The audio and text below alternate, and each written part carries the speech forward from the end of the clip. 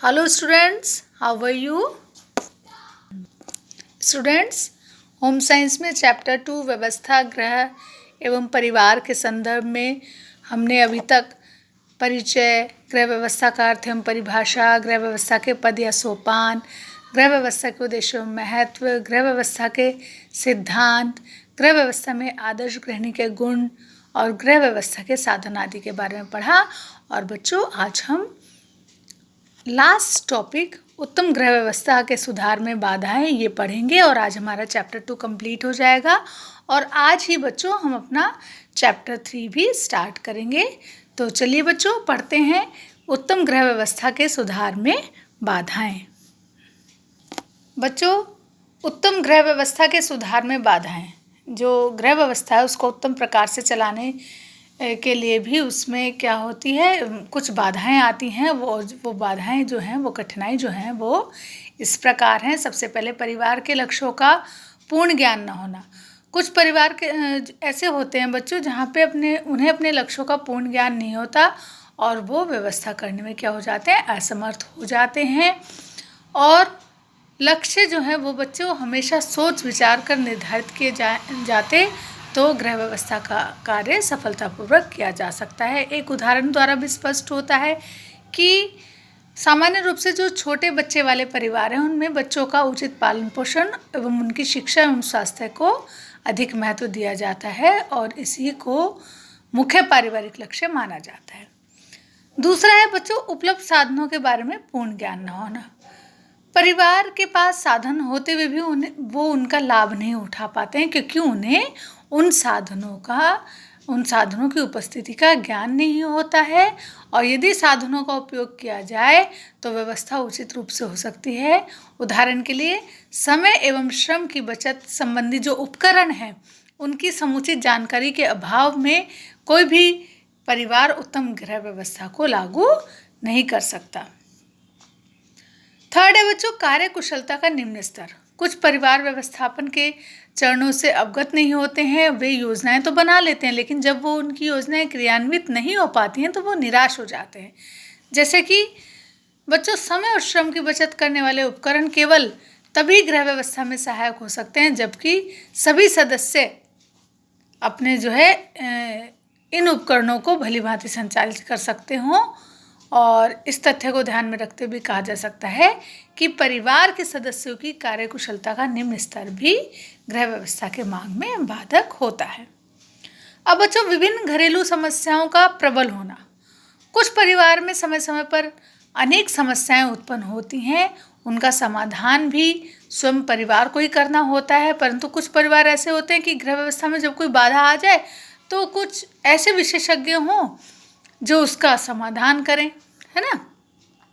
सभी परिवारों के लक्ष्य और साधन समान नहीं होते हैं, उन्हें स्वयं ही निर्णय करना और समस्या का समाधान करना पड़ता है। बच्चों, उपयुक्त विवरण द्वारा स्पष्ट होता है कि कुछ कारक हमेशा गृह व्यवस्था पर प्रतिकूल प्रभाव डालते हैं। इस स्थिति में परिवार के सभी सदस्यों को इस प्रकार के बाधक कारकों के प्रति सचेत रहना चाहिए तथा गृह व्यवस्था को सफलतापूर्वक लागू करने के लिए हर संभव उपाय करना चाहिए।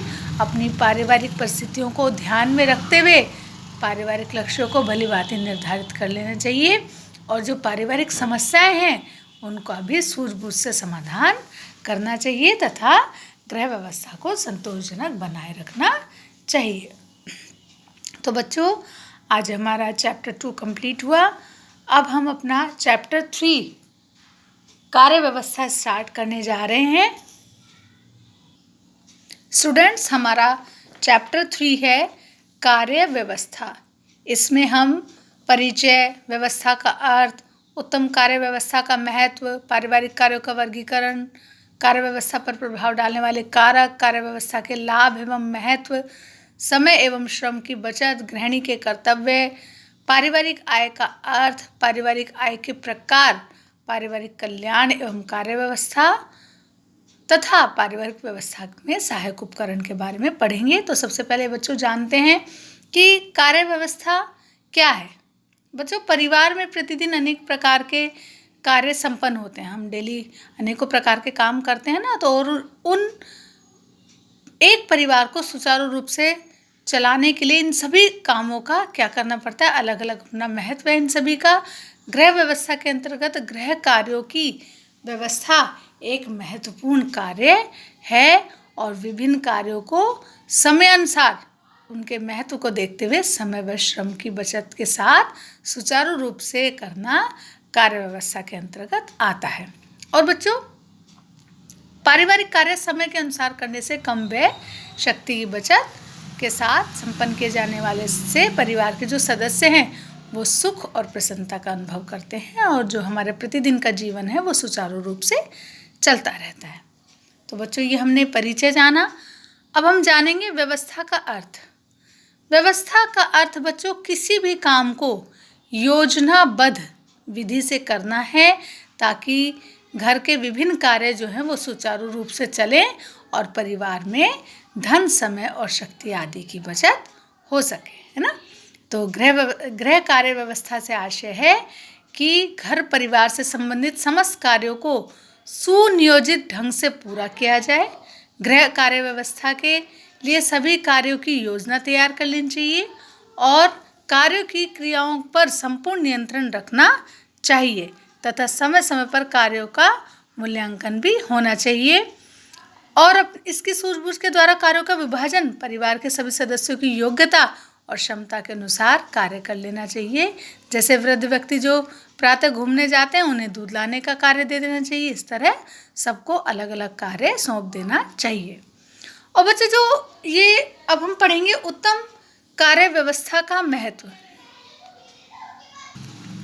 उत्तम कार्य व्यवस्था का महत्व बच्चों, कार्य व्यवस्था का तात्पर्य केवल काम को संपन्न करने से नहीं है, काम को पूरा करने से नहीं है, बल्कि जो घर के जरूरी कार्य हैं जैसे खाना बनाना, कपड़े धोना आदि जो है उनको क्या है कि वो सभी कार्य जो हैं उत्तम कार्य व्यवस्था के अंतर्गत उन सभी कार्यों को हम परिवार के सदस्यों की आवश्यकता की पूर्ति कैसे की जा सके, समय के अनुसार की जा सके।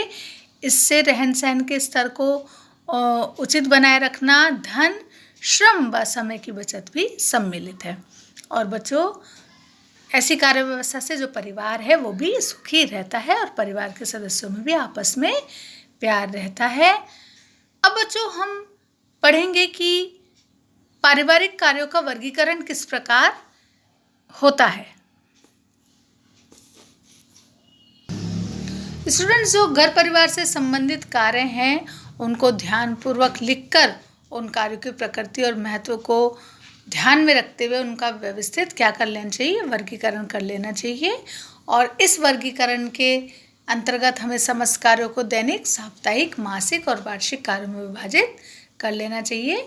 तो सबसे पहले अब हम जो पढ़ रहे हैं पारिवारिक कार्यों का वर्गीकरण, उसमें बच्चों यह है कि घर की जो कार्य व्यवस्था है उसको उत्तम और सुचारू रूप से चलाने के लिए आवश्यक है कि घर के जो कार्य हैं उनका सर्वेक्षण कर उन्हें व्यवस्थित रूप से वर्गीकृत किया जाए। घर के कामों को समय के अनुसार इस प्रकार से वर्गीकरण किया जाना चाहिए जैसे दैनिक कार्य, साप्ताहिक कार्य, मासिक कार्य, वार्षिक कार्य, सामयिक कार्य या और आकस्मिक कार्य। बच्चों, दैनिक कार्य कौन से होते हैं? दैनिक गृह कार्य वो होते हैं जो हम अपने घर में जो कार्य करते हैं डेली, उन्हें दैनिक गृह कार्य कहते हैं। अगर जैसे कि एक उदाहरण के लिए एक गृहिणी है, उसको बच्चों के स्कूल के लिए सुबह टिफ़िन भी बनाना है, हस्बैंड को भी ऑफिस जाना है तो उनका भी टिफ़िन बनाना है, बच्चों को रेडी भी करना है, तैयार भी करना है, तो इन सभी खाना भी बनाना है, रसोई घर की सफाई भी करनी है, फिर दोपहर का खाना भी बनाना है ना। तो इन सभी कामों का यदि सूझबूझ से वो नियोजित कर लेगी अगर इन दैनिक कार्यों को, तो उसका ये जो दैनिक कार्य हैं वो क्या हो जाएगा, उन कार्यों को करना आसान हो जाएगा। जैसे आप देख रहे हैं ना कि यहाँ पे टाइम लिखा हुआ है और यहाँ पे काम लिखे हुए हैं, तो टाइम के अकॉर्डिंग मतलब टाइम टेबल बना लिया है कि इस समय से इस समय के बीच हमें कौन कौन से कार्य अपने करने हैं, है ना। तो बच्चों, इससे इस प्रकार की ये जो सारणी है, उपयुक्त सारणी है, ये नमूने के रूप में प्रस्तुत की गई है। आप अपने परिवार की परिस्थितियों के अनुसार दैनिक गृह व्यवस्था में अनेक परिवर्तन करने भी आवश्यक होते हैं। और बच्चों दूसरा आता है, अभी हमने पढ़ा दैनिक गृह कार्य, दूसरे आते हैं साप्ताहिक कार्य। बच्चों साप्ताहिक कार्य वो होते हैं जिन्हें गृहिणी सप्ताह में एक बार कर सकती है, जैसे बिस्तर, चादर, मेजपोश, तकियों के कवर आदि की धुलाई, रसोई घर की अच्छे से सफाई करना, बाजार से सामान लाना और विशेष प्रकार का भोजन बनाना, ये सब साप्ताहिक गृह कार्य के अंतर्गत आते हैं। अब आ गया बच्चों मासिक कार्य। मासिक कार्य जो मास में एक बार किए जाते हैं। जो घर के कार्य कुछ ऐसे होते हैं जो महीने में एक बार किए जाते हैं। कुछ कार्य ऐसे होते हैं जो सप्ताह में एक बार किए जाते हैं, वो साप्ताहिक कार्य, और कुछ कार्य ऐसे होते हैं जो महीने में एक बार किए जाते हैं, वो मासिक कार्य कहलाते हैं। इन कार्यों को करने में अधिक समय, श्रम और धन लगता है बच्चों, जैसे कि, और इसकी योजना गृहिणी अपनी सुविधा अनुसार बना सकती हैं। जैसे कौन कौन से वे मासिक कार्य?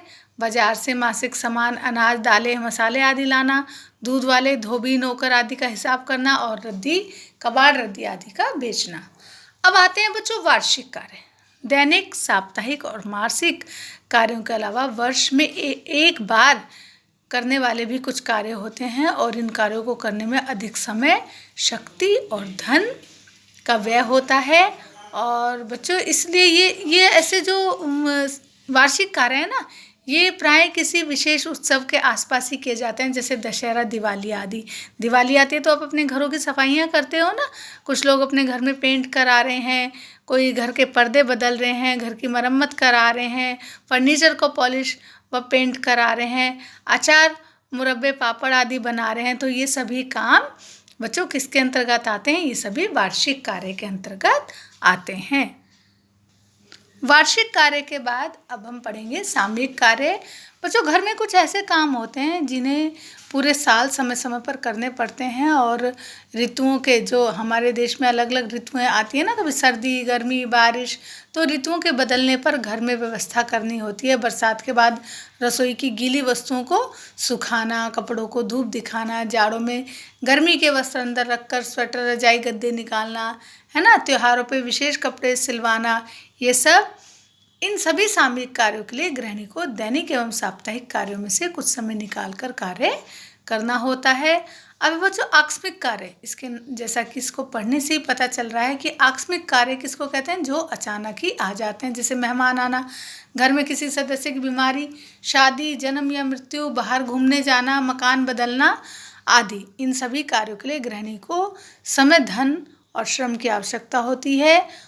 गृह व्यवस्था को बच्चों सुचारू रूप से चलाने के लिए अपने कार्यों का विभाजन सप्ताह में इस प्रकार करना चाहिए कि समय और शक्ति की दैनिक मांग प्रतिदिन समान रहे, और जिससे एक ही समय में बहुत सारा काम एकत्रित हो जाने पर संकट की स्थिति उत्पन्न ना हो। यानी कि मतलब कि ऐसे नहीं करना चाहिए कि एक ही टाइम में, मतलब इस तरीके से ना बनाए कि बहुत सारा काम आन पड़े तो आप घबरा जाएं। इस तरीके से करना चाहिए, कार्यों के बीच में इस तरह से संतुलन बना के रखना चाहिए कि जिससे आपको अत्यधिक थकान ना हो।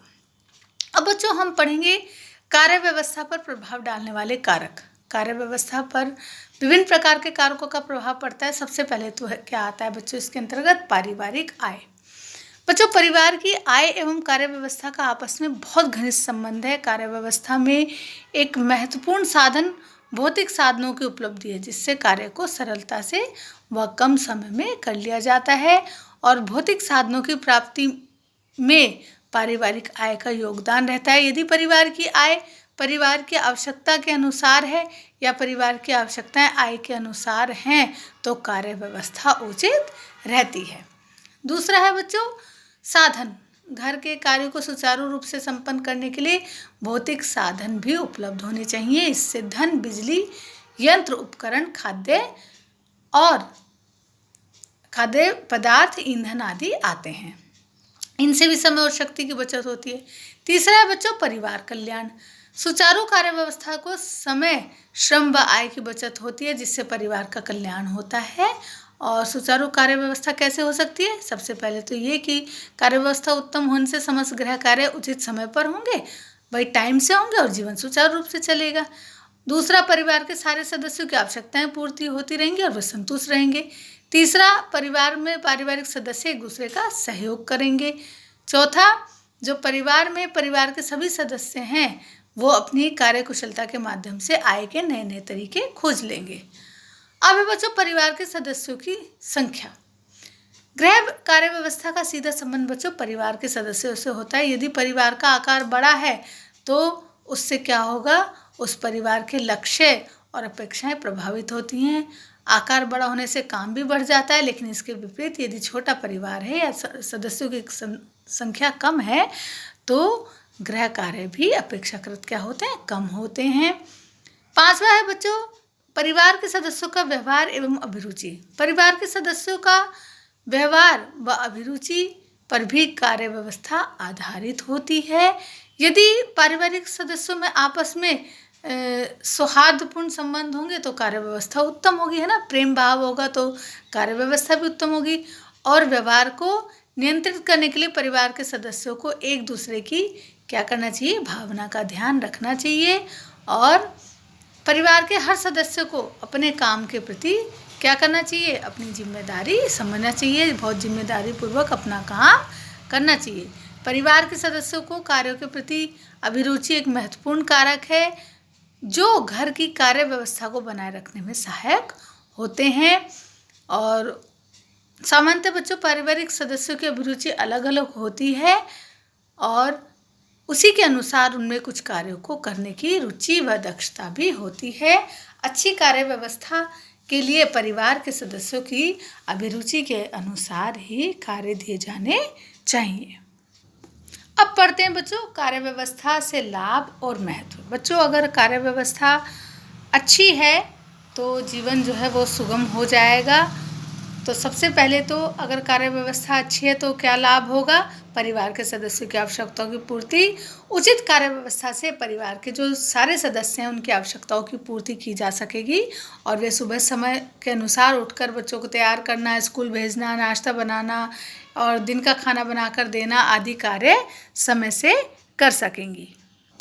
जैसे बच्चों पहले से ही सोच लिया जाए कि सुबह नाश्ते में क्या बनेगा और बच्चों का स्कूल बैग रात को ही तैयार कर दिया जाए, ड्रेस पहले से ही प्रेस करके रखना इत्यादि। अब बच्चों वातावरण को उत्तम बनाना, अच्छी जो कार्य व्यवस्था है उससे घर का वातावरण उत्तम बनाने में सहायक सिद्ध होती है।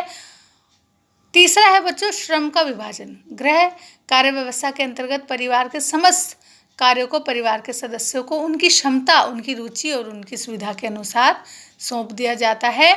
जैसे सफाई करते समय फर्नीचर आदि झाड़ने का काम बच्चों को दे दिया जाता है और श्रम विभाजन से घर के सभी काम सरलता से और जल्दी हो जाते हैं। अब बच्चों उचित अर्थव्यवस्था। उचित कार्य व्यवस्था के फलस्वरूप घर के सभी कार्य सही समय पर सही ढंग से होते हैं। ऐसी स्थिति में धन का अपव्यय नहीं होता है और घर की अर्थव्यवस्था जो है वो सुचारू बनी रहती है। उत्तम स्वास्थ्य बच्चों, यदि परिवार में कार्य व्यवस्था उचित है तो घर में साफ सफाई भी रहती है, घर व्यवस्थित रहता है और इसका सीधा प्रभाव परिवार के सदस्यों के स्वास्थ्य पर पड़ता है। जैसा कि आपको पता है कि घर साफ है तो हमारा स्वास्थ्य भी सही है, अगर गंदा है तो घर में अनेकों कीटाणु हो जाएंगे और वो हमें क्या कर देंगे, हमें बीमार कर देंगे। रहन सहन का स्तर उन्नत बनाना। उचित कार्य व्यवस्था से परिवार के रहन सहन का स्तर बच्चों उन्नत हो जाता है। उत्तम गृह व्यवस्था की स्थिति में परिवार के समस्त सदस्य जो है कार्य सुचारू रूप से सही समय पर पूरे हो जाते हैं और सभी सदस्य सुखी और संतुष्ट रहते हैं और इससे परिवार का जो रहन सहन है उसको भी उन्नत बनाया जा सकता है। अब है बच्चों समय व श्रम की बचत। गृह कार्य व्यवस्था का उद्देश्य बच्चों परिवार को धन, श्रम और समय की बचत करना है और ये हम कम से कम समय और श्रम की बचत कैसे कर सकते हैं, हम ये निम्नलिखित उपाय हैं, इनके द्वारा हम शक्ति और समय की बचत कर सकते हैं। जैसे घर के कार्यों की पहले से योजना बना लेनी चाहिए। दूसरा, जो एक साथ उपयोग होने वाली वस्तुएं उन्हें एक साथ ही रखना चाहिए, जैसे रसोई में सभी मसाले एक जगह पर होने चाहिए और समय और श्रम बचाने वाले उपकरणों का प्रयोग करना चाहिए, जैसे प्रेशर कुकर, बिजली के प्रेस, गैस चूल्हा, हीटर आदि। और बच्चों परिवार के सभी सदस्यों को गृह कार्य में सहयोग देना चाहिए और कार्य करते समय उठने, बैठने, खड़े होने का ढंग ऐसा हो कि कार्य करने से ज़्यादा थकान ना हो। कार्य को रुचि व मन लगाकर करने से भी समय की बचत होती है। अब हम पढ़ेंगे बच्चों गृहिणी के कर्तव्य। बच्चों, एक परिवार के सभी सदस्यों का जीवन सुख शांति से बीत सके, इसके लिए जो गृहिणी है उसका कुशल होना बहुत आवश्यक है और वो 3 भागों में विभक्त किया जा सकता है। घर के जो गृहिणी के समस्त कर्तव्यों को 3 भागों में विभक्त किया जा सकता है, जो इस प्रकार है। सबसे पहले पत्नी में रुचि। बच्चों, विवाह के बाद जो स्त्री है वो पत्नी बनती है, अपने माता पिता का घर छोड़कर। आपको सबको पता है उसे ससुराल जाना पड़ता है और ससुराल में उसे पति की इच्छा तथा परिवार के जो सदस्य हैं उनकी इच्छा के अनुसार इस प्रकार से काम करना चाहिए जिससे कि वो सभी प्रसन्न रहें उससे, और पति भी पत्नी का प्रत्येक क्षेत्र में पूर्ण रूप से सहयोग प्रदान करे। पति पत्नी एक परिवार के बच्चों, आप सभी को पता है कि परिवार रूपी गाड़ी के 2 पहियों के समान हैं जिन्हें कदम से कदम मिलाकर चलना पड़ता है। दूसरा है बच्चों, जो गृहिणी है उसका दूसरा कर्तव्य होता है माता के रूप में। अब बच्चों, माता के रूप में पत्नी के उपरांत जो गृहिणी है वो माता बनती है और माता बनने के बाद उसके कर्तव्य भी बढ़ जाते हैं। बच्चों को जन्म देने के साथ साथ उनके समुचित विकास और पालन पोषण की जिम्मेदारी भी गृहिणी की ही मानी जाती है और एक बच्चे के लिए उसकी माँ उसकी प्रथम एवं महत्वपूर्ण शिक्षिका है और इसके अतिरिक्त उसको बच्चे को अच्छे वातावरण में डालना, चरित्र निर्माण करना, अच्छी आदतों का विकास करना, ये सब माता के ही कर्तव्य हैं। अब बच्चों, तीसरा आता है गृह स्वामिनी के रूप में। गृहिणी ही गृह स्वामिनी होती है क्योंकि उसको बच्चों से लेकर बड़ों तक की सुख शांति का ध्यान रखना होता है। घर के सभी कार्यों को बड़ी सूझबूझ से करना पड़ता है और उसको अपने व्यवहार से सभी संबंधियों को भी संतुष्ट रखना पड़ता है। इसलिए जो गृह स्वामिनी है उसके स्त्री के रूप में कर्तव्य निम्नलिखित हैं। सबसे पहला, गृह कार्य की व्यवस्था।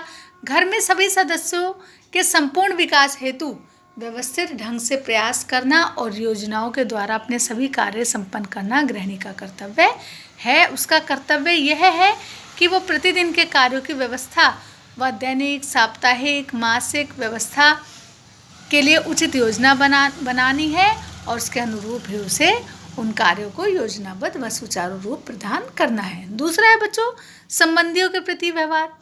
गृह स्वामिनी के रूप में बच्चों गृहिणी का एक मुख्य कर्तव्य ये होता है कि वो अपने व्यवहार से जो सभी संबंधी हैं उनको संतुष्ट रखे और ससुराल में संबंधियों के प्रति सम्मान और स्नेह का व्यवहार करने से परिवार का वातावरण सौहार्दपूर्ण बना रहता है। अब हम पढ़ेंगे बच्चों भोजन की व्यवस्था। परिवार के सभी सदस्यों के लिए उत्तम और पौष्टिक भोजन की व्यवस्था करना प्रत्येक गृहिणी का कर्तव्य होता है। भोजन की उचित व्यवस्था करने के लिए गृहिणी को क्या होना चाहिए बच्चों? उसको संतुलित आहार और पाक शास्त्र का समुचित ज्ञान होना चाहिए और गृहिणी का कर्तव्य है कि वह साफ और उत्तम विधि से साफ सुथरा खाना बनाए और सबकी पसंद को ध्यान में रखकर ही खाना तैयार करना चाहिए। अब है बच्चों सुखद वातावरण का निर्माण। गृहिणी का मधुर व्यवहार, त्याग की भावना और जो ये योजनाबद्ध तरीके से काम करने से परिवार में सुखद वातावरण बनता है। 6 है प्राथमिक चिकित्सा के रूप में। जो प्रत्येक परिवार में कोई ना कोई सदस्य अचानक बीमार हो सकता है, किसी दुर्घटना का शिकार हो सकता है। परिवार के सदस्य के बीमार पड़ने पर उसकी परिचर्या बनाना, मरहम पट्टी करना, उसके खान पान का ध्यान रखना, ये भी गृहिणी का कर्तव्य है। अर्थव्यवस्था को उचित रूप। 7 है अर्थव्यवस्था का उचित रूप। बच्चों रहन सहन का स्तर हो या बच्चों के स्वास्थ्य का हो या घर की खुशहाली, परिवार के प्रत्येक सदस्य का संतोष एवं परिवार की अर्थव्यवस्था अर्थात आय व्यय का पूर्ण संतुलन आदि गृहिणी पर ही निर्भर करता है और इसलिए भविष्य के लिए बचत करना भी गृहिणी का कर्तव्य समझा जाता है और इसके लिए वो क्या बनाती है? अपनी पारिवारिक आय के अनुसार बजट बनाती है। अब हम पढ़ेंगे बच्चों पारिवारिक आय का अर्थ। बच्चों पारिवारिक आय जो है वो निश्चित समय में कमाई जाने वाली धनराशि है जो मनुष्य अपने आर्थिक प्रयत्नों से प्राप्त करता है। और पारिवारिक आय के प्रकार, बच्चों जो पारिवारिक आय है वो 2 प्रकार की होती है, एक तो प्रत्यक्ष आय और दूसरा अप्रत्यक्ष आय। ये जो आय है ये जो प्रत्यक्ष आय है ये परिवार के मुखिया द्वारा व्यवसाय से प्राप्त होती है। इसमें नौकरी द्वारा वेतन या व्यापार में की गई आय होती है। और बच्चों अप्रत्यक्ष आय जो है वो आय है जो अप्रत्यक्ष आय धन के रूप में आती है। उदाहरण के लिए कंपनी की ओर से बिना किराए का मकान, फर्नीचर आदि दे देना, है ना, ड्राइवर या नौकर मिल जाना, आने जाने के लिए वाहन की सुविधा, बच्चों की निःशुल्क शिक्षा की व्यवस्था, ये सब किस में आते हैं? अप्रत्यक्ष आय के अंतर्गत आते हैं। तीसरा है बच्चों अनिवार्य आय। गृह व्यवस्था पर पारिवारिक आय का अनिवार्य रूप से प्रभाव पड़ता है, क्योंकि गृह कार्यों के लिए आवश्यक भौतिक साधनों को अर्जित करने के लिए पारिवारिक आय अनिवार्य होती है। उदाहरण के लिए बच्चों यदि परिवार की आय पर्याप्त है तो कार्य व्यवस्था भी उत्तम बनाने में श्रम और समय की बचत करने वाले हम विभिन्न उपकरण खरीद सकते हैं, और इन उपकरणों की इस्तेमाल करके हम अपने विभिन्न जो हमारे घरेलू कार्य हैं उनको सफलतापूर्वक ठीक से पूरे किए जा सकते हैं। इस प्रकार बच्चों उपयुक्त विवरण से ये स्पष्ट होता है कि गृह व्यवस्था का जो पारिवारिक आय है उससे घनिष्ठ संबंध है, और अपने गृह व्यवस्था को सुचारू रूप से बनाए रखने के लिए पारिवारिक आय का पर्याप्त होना अति आवश्यक है। अब हम पढ़ेंगे बच्चों पारिवारिक कल्याण एवं कार्य व्यवस्था। बच्चों कार्य व्यवस्था के अनेक उद्देश्य होते हैं। पारिवारिक रूप में माना जाता है कि परिवार के सदस्यों के लिए रोटी, कपड़ा और मकान की व्यवस्था और कुछ दैनिक कार्यों को पूरा कर लेना मात्र ही गृह व्यवस्था का लक्ष्य नहीं है, बल्कि परिवार कल्याण का अर्थ है कि परिवार को सीमित रखने के साथ साथ परिवार के प्रत्येक सदस्य का विशेष ध्यान भी रखना। और बच्चों परिवार के आकार को सीमित रखना ही परिवार कल्याण नहीं, बल्कि परिवार के प्रत्येक सदस्य के शारीरिक और मानसिक स्वास्थ्य को उत्तम बनाने का प्रयास भी किया जाता है। बच्चों के सर्वांगीण विकास के लिए उनके लिए शिक्षा की उत्तम व्यवस्था को आवश्यक माना गया है, और परिवार कल्याण हेतु परिवार के सभी सदस्यों के लिए एक स्नेहपूर्ण, सौहार्दपूर्ण वातावरण और मनोरंजन भी अति आवश्यक होता है। और इससे जो परिवार का प्रत्येक सदस्य है उसका मानसिक स्वास्थ्य उत्तम रहता है और उसके चारित्रिक और नैतिक विकास भी होता है, और घर में बच्चों सुख शांति बनी रहती है। परिवार के सदस्य सभी एक दूसरे का आदर सम्मान करते हैं। प्रत्येक परिवार को बच्चों अपने सदस्यों के शारीरिक मानसिक स्वास्थ्य को उत्तम बनाने के लिए बच्चों की उत्तम शिक्षा की व्यवस्था के लिए प्रयास करने पड़ते हैं, और इस उद्देश्य की प्राप्ति के लिए अभिभावकों को जागरूक रहना पड़ता है, क्योंकि यदि बच्चे या किशोरी स्वस्थ मनोरंजन से वंचित रह जाते हैं तो उन पर प्रतिकूल प्रभाव इसका पूरे परिवार पे पड़ सकता है। तो बच्चों अब हम लास्ट टॉपिक पढ़ने जा रहे हैं पारिवारिक कार्य व्यवस्था में सहायक उपकरण। बच्चों जो आज की जो नगरीय जीवन है वो बहुत ज़्यादा व्यस्त हो गया है, और व्यक्ति को बहुत सारे काम करने पड़ते हैं, और उन्हें काम करने के लिए उसको बहुत ज़्यादा समय की आवश्यकता होती है। लेकिन आजकल ऐसे यंत्र बाज़ार में उपलब्ध हैं, ऐसे उपकरण हैं जिससे आपके समय और श्रम दोनों की बचत होती है। जैसे कि आप ये देखिए मुख्य उपकरण दिए हुए ना, कुकर है, विद्युत जो चलित केतली है, मिक्सर ग्राइंडर है, वैक्यूम क्लीनर है। इनसे क्या होता है, ओवन है, फ्रिज है, इनसे हमारे कार्य समय की बचत भी होती है और हमारे श्रम की बचत भी होती है। इसके अतिरिक्त जो है और भी बहुत सारे उपकरण हैं जिनसे हम समय व श्रम दोनों की बचत कर सकते हैं। अतः बच्चों इन सभी उपकरणों को गृह व्यवस्था में सहायक उपकरण माना गया है। बच्चों आज हमारा चैप्टर 3 भी कंप्लीट हो गया है, क्योंकि आपके मंडे से टेस्ट शुरू हो रहे हैं, यूनिट टेस्ट शुरू हो रहे हैं। और आपका कब होगा ये होम साइंस का टेस्ट? आपका कब होगा होम साइंस? आपने डेट शीट तो देख ली होगी। होम साइंस का टेस्ट आपका 29 मई को होगा। उसमें बच्चों सिलेबस सुन लीजिए, चैप्टर 1, 2 एंड 3 में से ही आएगा। इन तीनों चैप्टर्स को आप बहुत अच्छी तरह से प्रिपेयर करेंगे। चलिए बच्चों फिर मिलते हैं। Good bye.